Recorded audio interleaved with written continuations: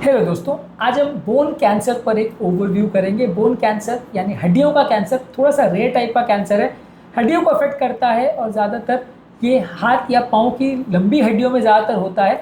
आज हम बात करेंगे प्राइमरी बोन कैंसर और सेकेंडरी बोन कैंसर के बारे में। प्राइमरी बोन कैंसर यानी जो हड्डियों में खुद से होता है, और सेकेंडरी बोन कैंसर जो कहीं और होता है और बाद में हड्डियों में स्प्रेड कर जाता है। ये कैंसर्स क्या होते हैं, कैसे होते हैं, क्या इसके लक्षण होते हैं, कितने इसके टाइप्स होते हैं, कैसे डायग्नोज और स्टेज करते हैं, कैसे ट्रीट करते हैं, इस पर एक शॉर्ट ओवरव्यू करेंगे।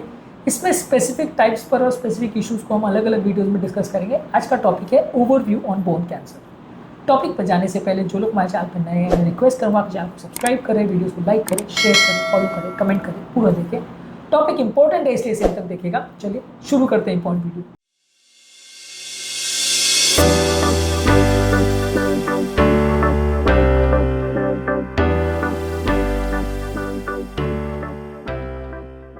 सबसे पहला ऑस्टियोसार्कोमा, जो कि सबसे कॉमन टाइप का बोन कैंसर है।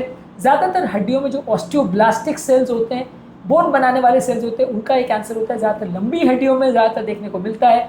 ज़्यादातर ये टीनेजर्स या यंग अडल्ट्स में देखने को मिलता है। ऑस्टियोसार्कोमा इसको बोलते हैं, यंग पेशेंट में होता है। ये ध्यान रखने की जरूरत है, यंग पेशेंट में भी हड्डियों का कैंसर हो सकता है।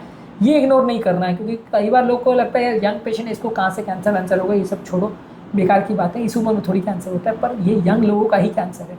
इसके अलावा एविंग सार्कोमा होता है, ये भी हड्डियों में अराइज करता है, सॉफ्ट टिश्यू में होता है, जो कि हड्डियों के आसपास होता है। ये भी बच्चों और यंग एडल्ट्स में होता है, खासकर पेल्विस में, पाँव और हाथों में होता है।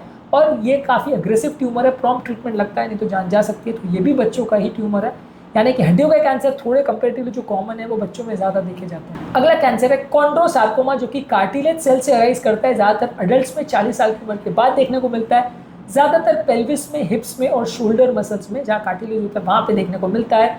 इसके अलावा होता है कॉन्ड्रोमा, जो कि स्कल और स्कल के बेस में और स्पाइन में देखने को मिलता है। ज़्यादातर ये अडल्ट्स में होता है और ये बहुत रेयर टाइप का ट्यूमर है, कभी केस देखने को मिलता है। इसके अलावा एक होता है फाइब्रोसार्कोमा और एक होता है मैलिग्नेंट फाइब्रस हिस्टोसाइटोमा। ज़्यादातर ये जो है हड्डियों के आसपास जो सॉफ्ट टिश्यू होता है उसमें होता है, और हड्डियों के अंदर या उसके आसपास सॉफ्ट टिश्यू में ग्रो होता है, उसके बाद हड्डी में स्प्रेड कर सकता है। तो ये कॉमन है प्राइमरी बोन कैंसर्स के। इसके अलावा बॉडी में कई तरह के कैंसर्स है, खासकर जो लंग्स के हैं, ब्रेस्ट के हैं, प्रोस्टेट के हैं, पेल्विस के हैं, वो हड्डियों में स्प्रेड कर सकते हैं, उसे सेकेंडरी बोन कैंसर बोलते हैं। इनके लक्षण क्या होते हैं? सबसे कॉमन है पेन होगा, खासकर परसिस्टेंट पेन होगा, जो कि दवाओं को या बैठने से या रेस्ट लेने से रिस्पॉन्ड नहीं करेगा। रात के टाइम ज़्यादा होगा। इसके अलावा किसी पर्टिकुलर जगह पे आपको सूजन या लंप का एहसास होगा, वो एरिया फूल जाएगा, सूज जाएगा। हड्डियाँ बहुत कच्ची हो जाएंगी, बिना किसी ट्रॉमा के या बिना किसी इंजरी के उसमें फ्रैक्चर हो सकता है। हड्डियों की मूवमेंट रिस्ट्रिक्टेड हो सकती है, कॉम्प्रोमाइज़ हो सकती है, थोड़ी थोड़ी मूवमेंट ही आप कर पाओगे, हड्डियों में ज़्यादा आपको पेन होगा। इसके अलावा फटीग या कमज़ोरी होगी, वेट लॉस होगा, नाइट स्वेट्स होगा, खून की कमी हो सकती है, एनीमिया हो सकता है। ये सारी चीज़ें बोन कैंसर के लक्षण होते हैं। इसके अलावा बोन कैंसर के कारण क्या होते हैं? बोन कैंसर, अगर किसी व्यक्ति को पहले बोन कैंसर की हिस्ट्री तो हो सकता है। पहले किसी को अगर हाई डोज रेडिएशन अगर मिला है तो हो सकता है। इसके अलावा हड्डियों की पेजेट्स डिजीज़ करके बीमारी होती है, इसके वजह से लोगों को ऑस्टियोसार्कोमा होने का चांस ज़्यादा होता है। बोन की कई इंजरी है, उसमें अगर कोई इम्प्लांट्स वगैरह डले हों, हालांकि इसमें बहुत रेयर है किसी ट्यूमर या कैंसर का होना, पर यह भी एक रिस्क फैक्टर है जो हड्डियों के इरिटेशन की वजह से हो सकता है। ये भी ध्यान रखने की आवश्यकता है। इसके अलावा कुछ कंजेनाइटल सिंड्रोम्स है, जैसे ला फ्रोमिनी सिंड्रोम, रेटिनोब्लास्टोमा जीन म्यूटेशन और हेरिडिटरी मल्टीपल एक्सोस्टोसिस। ये कुछ कंजेनाइटल जीन रिलेटेड प्रॉब्लम्स हैं, जहाँ जेनेटिक इन्फ्लुएंस की वजह से यंग लोगों में ट्यूमर कैंसर हो सकता है। तो ये बोन कैंसर की इंपॉर्टेंट जेनेटिक म्यूटेशंस है। जांच कैसे करेंगे? अगर किसी व्यक्ति को पर्टिकुलर जगह पे पेन या प्रॉब्लम हो रही है तो एक्सरे करके देख सकते हैं, जो कि कोई एरिया में अगर लंप या ग्रोथ या कुछ प्रॉब्लम है तो डिटेक्ट कर सकता है। इससे बेटर है एमआरआई या सीटी स्कैन। अगर किसी एरिया में कुछ प्रॉब्लम हो रही है तो सबसे बेस्ट स्कैन उसमें एमआरआई है, जो उस एरिया में कौन सा लंप है, प्रॉब्लम है, इसको डिटेक्ट कर सकता है, उसको ट्रीटमेंट प्लान कर सकते हैं। इसके अलावा आप सीटी स्कैन भी कर सकते हैं। सीटी स्कैन एमआरआई के कंपैरिजन में कम इफेक्टिव है, पर अगर किसी को इम्प्लांट वगैरह डले हैं या कोई प्रॉब्लम की वजह से आप एमआरआई नहीं कर सकते तो सीटी नेक्स्ट बेस्ट ऑल्टरनेटिव है, पर एमआरआई को सबसे ज़्यादा सेंसिटिव और स्पेसिफिक माना जाता है। इसके अलावा आप कर सकते हो बोन स्कैन, जो कि एक न्यूक्लियर इमेजिंग टेस्ट है, जिसमें कोई हड्डी में कैंसर ट्यूमर है यानी, और उसका ग्रोथ कैसा हो रहा है उसको पता कर सकते हैं। पेट स्कैन यानी पॉजिट्रॉन एमिशन टोमोग्राफी स्कैन भी कर सकते हैं। ये अलग अलग एरिया में कैंसर का स्प्रेड कहाँ कहाँ हुआ है, कितना एक्टिव कैंसर है, ये सारी चीज़ें बता सकता है। कैंसर को हम स्टेज कैसे करेंगे? बाकी कैंसर्स की तरह 4 स्टेज का होगा। यदि लो ग्रेड यानी ग्रेड 1 है तो वो, अगर कैंसर उसी जगह पे कन्फाइंड है, फैला नहीं है, तो उसको लो ग्रेड या ग्रेड 1 बोलेंगे। अगर हाई ग्रेड कैंसर है, वो आसपास स्प्रेड कर गया है, तो उसको स्टेज 2 कैंसर बोलेंगे। अगर कैंसर ऐसा है जो मल्टीपल लोकेशन में प्रेजेंट है, बहुत सारे जगह पे है, एक जगह से ज़्यादा जगह पे है, तो स्टेज 3 बोलेंगे।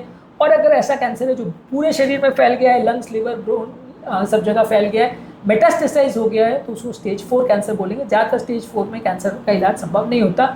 जैसे जैसे स्टेज बढ़ते जाते हैं उसमें सक्सेस का चांसेस कम होते जाता है।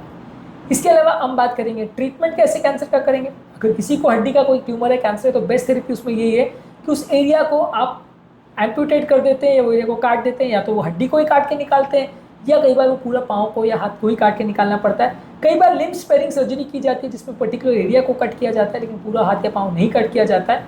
अलग अलग किस लोकेशन में कैंसर ट्यूमर है और सर्जिकल फिजिबिलिटी क्या है उसके बेस पर डिसाइड होता है।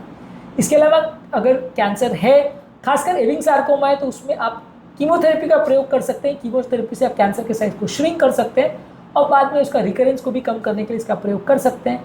इसी तरह से रेडिएशन थेरेपी का भी आप प्रयोग कर सकते हैं। जहाँ सर्जरी फिजिबल नहीं है वहाँ ये ट्यूमर के साइज को श्रिंक कर सकता है, या सर्जरी के बाद ट्यूमर के साइज को कम करने के लिए या रिकरेंस को कम करने के लिए प्रयोग कर सकते हैं। खासकर एविंग सार्कोमा में इसका अच्छा रोल है। इसके अलावा टारगेटेड थेरेपी आती है, जहाँ स्पेसिफिकली डायरेक्टेड थेरेपी होती है, जो स्पेसिफिक दवाइयाँ होती है जो कैंसर सेल्स को मारने के लिए दी जाती है। वो कई बार एडवांस्ड और रिकरेंट कैंसर केस में दी जाती है। ये 100% इफेक्टिव स्ट्रैटेजी नहीं होती, लेकिन ये मेडिसिन है जो यूज़ की जाती है। कीमोथेरेपी के साथ कई बार टारगेटेड थेरेपी का प्रयोग किया जाता है। इसके अलावा आप प्रयोग करते हो पैलिएटिव थेरेपी का, जहाँ पे अगर बोन कैंसर बहुत ज़्यादा फैल गया और आप ट्रीटमेंट नहीं कर पा रहे हो, तो क्वालिटी ऑफ लाइफ इंप्रूव करने के लिए या फ्रैक्चर्स को कम करने के लिए, आप कंडीशन को इंप्रूव करने के लिए आप ओवरऑल सपोर्टिव केयर देते हो, जिसे पैलिएटिव थेरेपी बोलते हैं। ज़्यादातर बोन कैंसर के पेशेंट्स में अगर अर्ली डिटेक्ट हो जाए और अर्ली स्टेज में हो तो ज़्यादातर पेशेंट को ट्रीट किया जा सकता है। एक बार अगर कैंसर स्प्रेड हो गया तो सर्वाइवल चांसेस उतने अच्छे नहीं है। अगर लोकलाइज एविंग सार्कोमा या ऑस्टियोसार्कोमा है तो 5 साल में सर्वाइवल के चांसेस 60 to 80% के बीच में रहते हैं। पर एक बार अगर वो स्प्रेड हो गया, बॉडी के मल्टीपल पार्ट्स में चला गया, तो फिर बचाने का चांस ज़्यादातर मुश्किल होता है। फिर वैसे केसेस में यूजली सर्वाइवल के चांसेस कम होते हैं। ज़्यादातर लोग फिर 1-2 साल में उनकी डेथ हो जाती है। बेसिकली बोन कैंसर एक थोड़ा सा अनकॉमन टाइप का कैंसर है। ज़्यादातर इसको सर्जरी, कीमोथेरेपी, रेडियोथेरेपी द्वारा ट्रीट किया जाता है। अर्ली डिटेक्शन अगर हो जाए, simple bone pen, night sweats या फटीग, लेथार्जी, जॉइंट फ्रैक्चर्स इस तरह से प्रेजेंट करता है।